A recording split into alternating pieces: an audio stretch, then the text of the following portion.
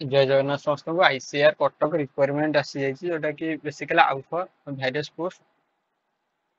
salary 42,000 पर्यंत अच्छी सो कौन कौन पोस्ट अच्छे कौन कौन इलिजिबिलिटी अच्छी बहुत बढ़िया इलिजिबिलिटी अच्छी लास्ट पर्यंत कंटिन्यू देखा सो फास्ट देखो आईसीआर रिक्वायरमेंट 2025 अप्लाई बहुत कम टाइम अच्छे अप्लाई करने को बेसिकली आईसीआर कहले Indian council of agriculture research आउ central rice research institute Cuttack of Odisha basically एठी टाइप्स ऑफ पोस्ट कहले कि कॉन्ट्रैक्चुअल पोस्ट अच्छी प्रोजेक्ट बेसिस रे अच्छी माने किछ प्रोजेक्ट वर्क रे आ कॉन्ट्रैक्चुअल वर्क रे एमिति टेंशन होवा नहीं ओडिशा गवर्नमेंट जॉब अच्छी प्रोजेक्ट एक्सक्लूसिव आउ प्रोजेक्ट असिस्टेंट आउ एएफओ एमिति किछ पोस्ट अच्छी जेमिति ऑनलाइन मोड एप्लीकेशन अच्छी आ ओडिशा कैंडिडेट जदी अच्छी ताला अप्लाई करि परिबो प्लेस अच्छी कटक रे लास्ट डेट 6/6/2025 अच्छी मैंने से बहुत कम टाइम अच्छी शीघ्र अप्लाई कर दिखाँ जो मैंने वीडियो भी देखुन सांगे अप्लाई कर दिखाँ केमती कौन अप्लाई करेंगे मुझे आपको कहीदेवी ICR Cuttack requirement 2025 eligibility criteria यदि कहबा candidate should have be completed master degree and in agriculture and L L science or MBA with or relevant to graduate degree 60% plus आथिबा दरकार प्रेफरेबली वो कोन कहबा एफएबीओ और मार्केटिंग एक्सपीरियंस हेतिबा दरकार project assistant candidate should have be completed graduate degree and agriculture commerce or BBA experience prefer experience किसी हेतिबा दरकार एग्रीकल्चर फील्ड ऑपरेटर रे बेसिकली कोन मागिछ बहुत कम मागिछ जोटा कि basically candidate should have be complete it कहला matriculation with a +2 vocational in agriculture +2 हेतिबा दरकार किंबा साइंस नेइथिले भी चलिबो किंबा आईटीआई करथिले भी चलिबो 2 वर्ष रे किंतु एक्सपीरियंस मागिछ and agriculture machinery certificate is prefer so एथिरे ए जो एग्रीकल्चर फील्ड रे जोटा एटा रे एते हाई फाई नाही एज लिमिट 18 रु 21 अछि मिनिमम मैक्सिमम 45 रु 50 अछि आ नेगोशिएशन तो अछि ओबीसी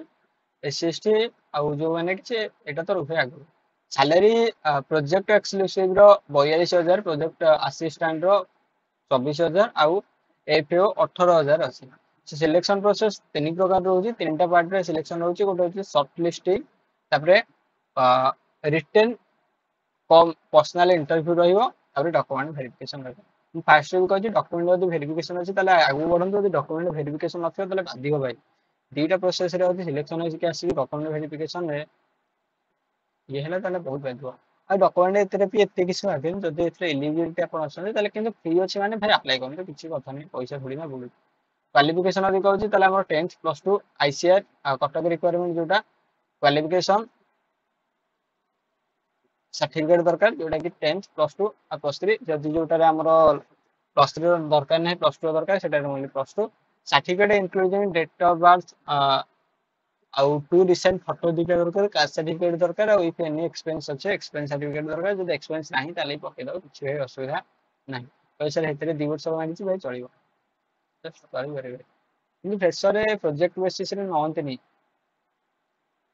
हाँ बहुत कम चांस अच्छी number ICR Cuttack requirement 2025 important date जदी कहबा अप्लाई डेट स्टार्ट हे गलानी आ लास्ट डेट 6/6/2025 बहुत कम टाइम अछि अप्लाई करंतु अप्लाई करिवा लिंक मैं आपको दे देबी केमिति अप्लाई करिवि सेटा मु डायरेक्ट कहि दउची एठी सुविधा आपको हे परिबो उनको जरा शेयर करो देखो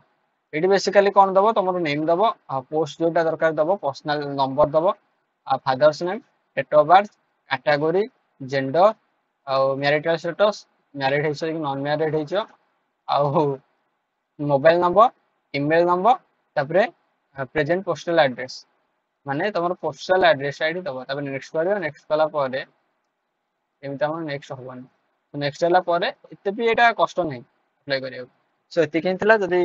वीडियोटा एपर्यंत देखियो त निश्चित भाବରେ सब्सक्राइब करियो जॉब रिलेटेड पोस्ट हमर सब दिन आछुची तेनु